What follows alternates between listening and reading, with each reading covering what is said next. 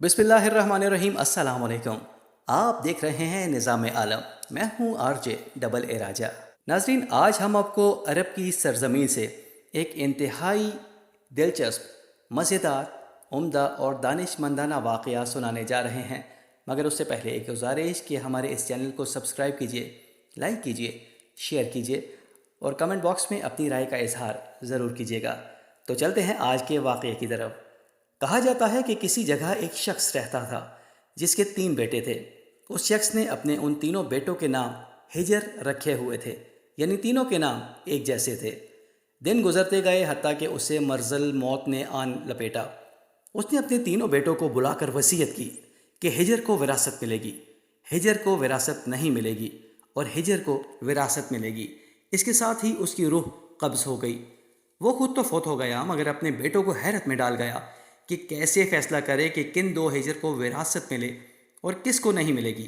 तीनों ने फैसला किया कि शहर जाकर काजी से अपना मसला बयान करें और उससे कोई हल मांगे। तीनों अपने ज़ादे राह के साथ शहर के लिए आज़िम सफ़र हुए। रास्ते में उन्होंने एक ऐसे शख्स को देखा जो अपनी किसी गुमशुदा चीज़ को तलाश करता फिर रहा था। उन तीनों भाइयों के पूछने पर उसने बताया कि उसकी ऊँटनी गुम हो गई है जिसे वो तलाश करता फिर रहा है।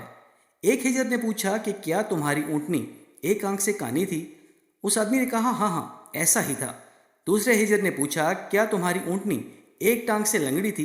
तो उस आदमी ने जल्दी से कहा, बिल्कुल सही, मेरी ऊँटनी वाकई एक टांग से लंगड़ी थी। तीसरे हिजर ने ऊँटनी के मालिक से पूछा कि क्या तुम्हारी ऊँटनी की दुम कटी हुई थी?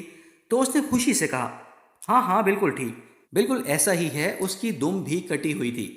इस पर तीनों हिजर ने मिलकर जवाब दिया, बखुदा हमें आपकी ऊँटनी के बारे में कोई इल्म नहीं, हमने उसे हरगिज़ नहीं देखा।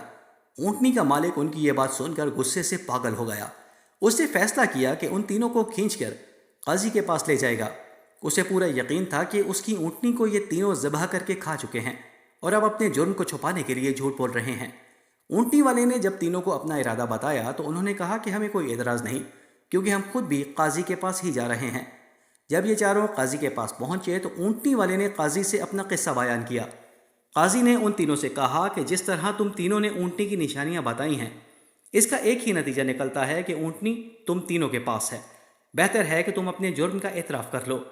पहले ने कहा, जनाब आली, हमने ऊँटनी तो नहीं देखी, हाँ अलबत्ता ऊँटनी के आसार ज़रूर देखे थे।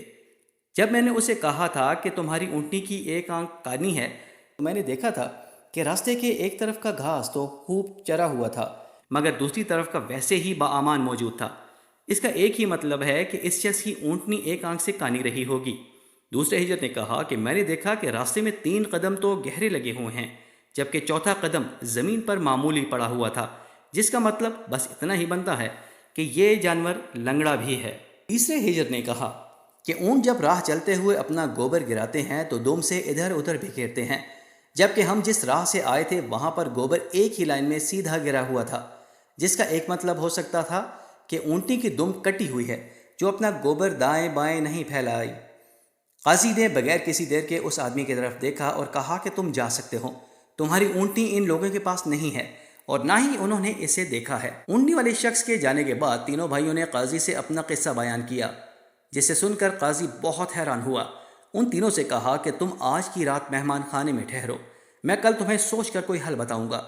ये तीनों मेहमान खाने में जाकर ठहरे तो उन्होंने महसूस किया कि उनकी निगरानी की जा रही है।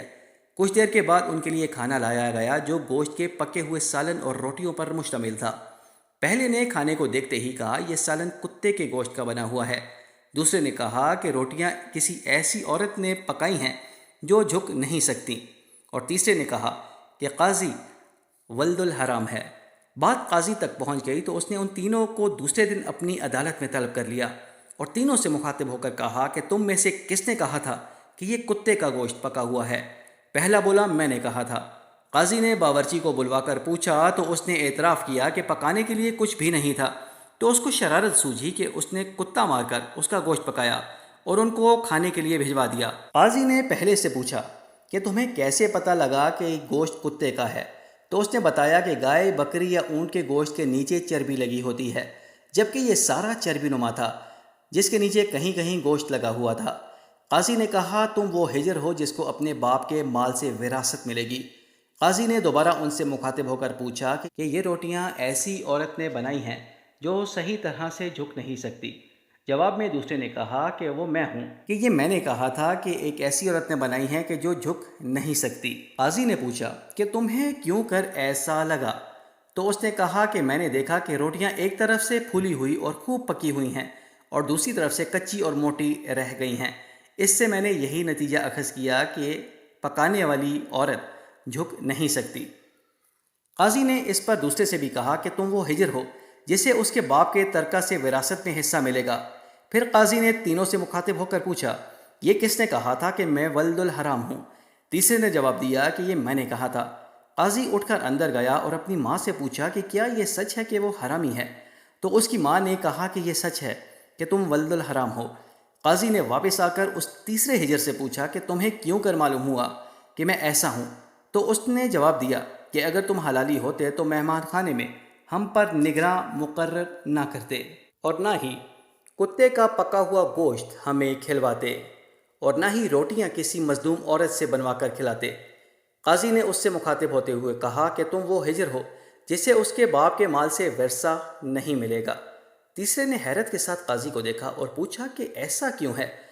قاضی نے کہا کیونکہ ایک حرامی ہی دوسرے ولد الحرام کو ٹھیک ٹھیک پہچان سکتا ہے اور تم بھی میری طرح حرام کی اولاد ہو۔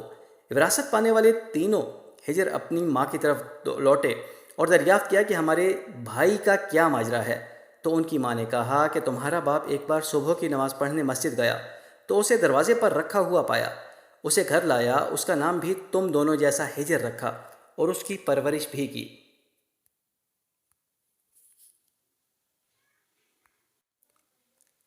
ساتھیو، یہ تھا ہمارا آج کا واقعہ۔ امید ہے کہ آپ کو پسند آیا ہوگا۔ اپنی رائے کا اظہار ضرور کیجیے گا۔ اسی کے ساتھ اجازت دیجیے۔ فی امان اللہ۔